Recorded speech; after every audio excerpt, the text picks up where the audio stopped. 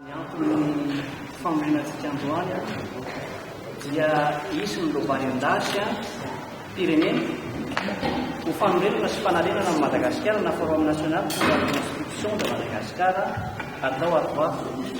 Voalaza ny ramatoa Arlette Ramason teo mikasika ny zon'olombelona.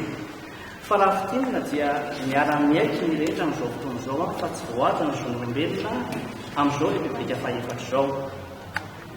Manjaka ny tsy fanjanana lam-panorenana ny lalàna manan-kely eto amin'ny tany sy ny fanjakana. Very asina ny firenena satria hatreny am-pandevenana eny am-pasana no misy ny fisamboran-dono.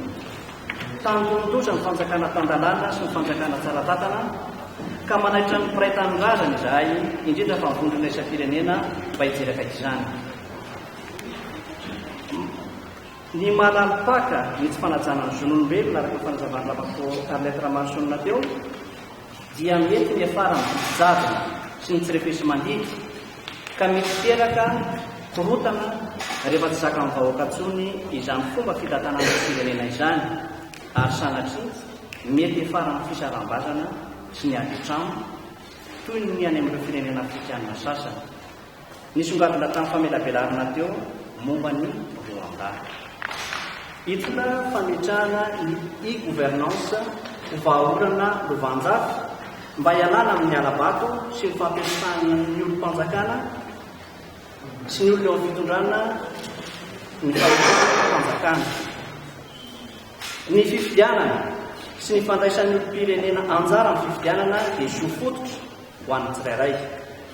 Ny fananany vahoaka olom-boafidy izay nofidiny tamin'ny fomba mangarahara dia antoky ny fampandrosoana ao anatin'ny filaminana tanteraka ka noho izany dia tsara ho hita ao anatin'ny lalam-pifidianana vaovao ireto fepetra manaraka ireto mba hitovy herijika ireo kandida mirotsaka hofidiana.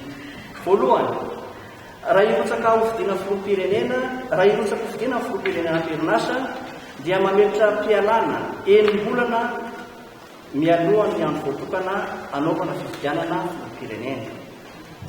Tsy maintsy antoko politika na vondrona antoko politika no manolotra olona hofidiana isan'ambaratongany. Tsy enkena intsony ireo olona mirotsaka amin'ny anaran'ny mahalenteny. Ho ferana 5 taona ny fepitaona iasan'ny olom-boafidy, filoham-pirenena, solombavam-bahoaka, filohan'ny faritra, be ny tanàna, filoham-pokotany sy ny lefiny ary ireo olona valo mpiambana amin'ny voameram-pokotany.